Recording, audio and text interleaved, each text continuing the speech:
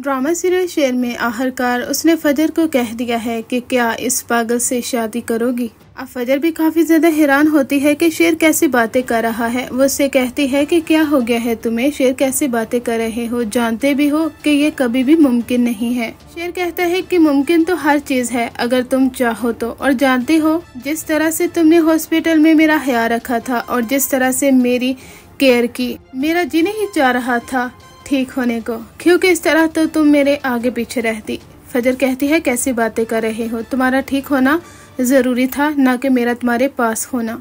शेर कहता है कि मुझे अब ऐसा लगता है कि तुम्हें मेरे पास ही होना चाहिए, हम लोग तुम्हारे घर आ रहे हैं रिश्ते के लिए। ये सुनकर फजर काफी ज्यादा हैरान होती है और यहाँ से ही तो ड्रामे में टर्निंग पॉइंट आने वाला है, जहाँ पर शेर वो अपनी वालदा से बात कर लेता है और कहता है कि मैं फजर को बहुत पसंद करता हूँ। अम्मी आप नहीं जानती कि किस तरह से फजर ने मेरा ख्याल रखा है, फजर ना होती तो आज मैं जिंदा ना होता। उसकी वालदा कहती है कि मैं अच्छे तरीके से जानती हूँ कि किस तरह से फजर ने अपनी जान पर खेल कर तुम्हारी जान को बचाया है और मैं इस एहसान को कभी भी भुला नहीं पाऊंगी। लेकिन बेटा है तो वो दुश्मन की बेटी ना, तो क्यों तुम उससे मोहब्बत कर बैठे हो। शेर कहता है कि मोहब्बत में ऐसा ही तो होता है, ये नहीं देखा जाता कि बेटी दुश्मन की है या किसी और की। और वैसे भी अगर वह दुश्मन की बेटी थी तो वह मुझे मार भी सकती थी और उसके हाथ में सब कुछ था, लेकिन उसने ऐसा नहीं किया। इसी चीज ने ही तो मेरा दिल जीत लिया है अम्मी। अब अपनी वालदा से कह देता है कि हम उनके घर जा रहे हैं रिश्ते के लिए।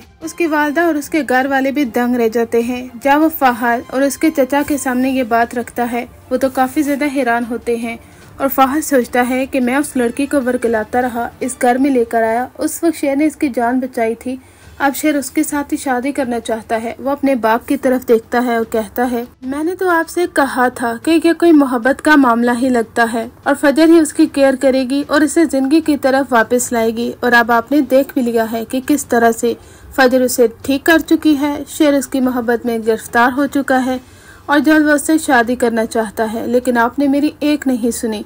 अगर आप मुझे बता देते कि उस हॉस्पिटल में फजर है तो मैं जान से मार देता फजर को और शेर को भी, इनका पत्ता ही साफ हो जाता। अब हम सबको तो पछताना पड़ेगा क्योंकि शेर फजर के साथ शादी कर रहा है और फजर वह शेर की हो जाएगी और इस घर पर उसका राज होगा। सारी दौलत और जायदाद तो उस लड़की के नाम होने वाली है। उस लड़की ने अच्छा खेल खेला है, लेकिन उसके बाप के पसीने छूट जाते हैं। वो कहते हैं कि मुझे तो अपनी फिक्र हो रही है क्योंकि वो लड़की सुधरेगी नहीं और जब वो डॉक्टर रंगूनवाला और डॉक्टर तहा के खिलाफ कार्रवाई करेगी तो हमारा नाम भी आ जाएगा। उन्हें जेल होगी तो हमें भी जेल जाना पड़ेगा। उससे पहले इसके बाप की यही कोशिश होगी कि जितना पैसा और जितनी दौलत हड़प की जा सकती है वो हड़प कर ले और यहाँ से हमेशा हमेशा के लिए बाहर चला जाए। जैसे हर चोर करता है, यहाँ से दौलत लेकर बाहर चला जाता है, वैसे ही इनका चचा भी यही प्लानिंग कर रहा होता है। इधर दिखाया जाता है कि शेर अपने घर वालों के साथ फजर के घर आता है, वहाँ पर रिश्ते की बात करता है। सब लोग काफी ज्यादा दंग रह जाते हैं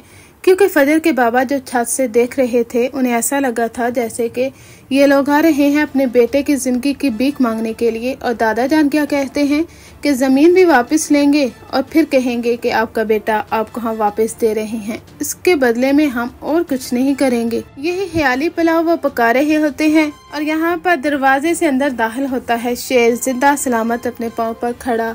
उसके बाबा तो वहाँ पर ही चौंक जाते हैं, उनके पाँव तले जमीन निकल जाती है। वहाँ पर शेर और उसकी वालदा वो कहते हैं कि हम आपकी बेटी का रिश्ता मांगने के लिए आए हैं।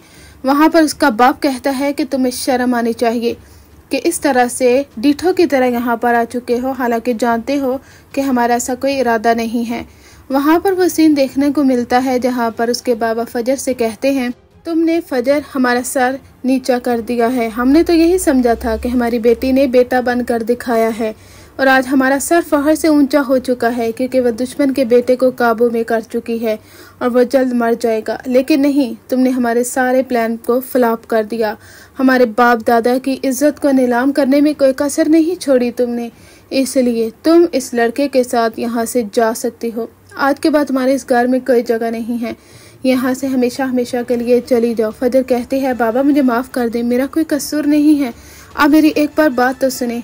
क्या आप मेरे हाथों को होंठ से रंगना चाह रहे थे? क्या आप ये चाहते थे कि मैं शेर को जान से मार डालूं? अगर मैं शेर को जान से मार डाल देती तो फिर मेरा क्या होता? क्या मैं सारी जिंदगी इस रिग्रेट में बैठ जाती?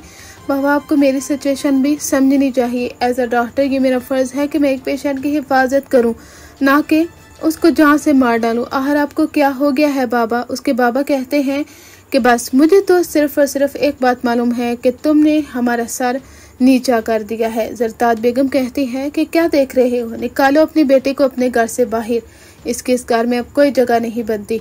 वहाँ पर फजर की वालदा कहती हैं क्या हो गया है आपको, ये आपकी सगी बेटी है। लोग तो सतीली बेटियों के साथ ऐसा नहीं करते, आप तो अपनी सगी बेटी के साथ ऐसा कर रहे हैं।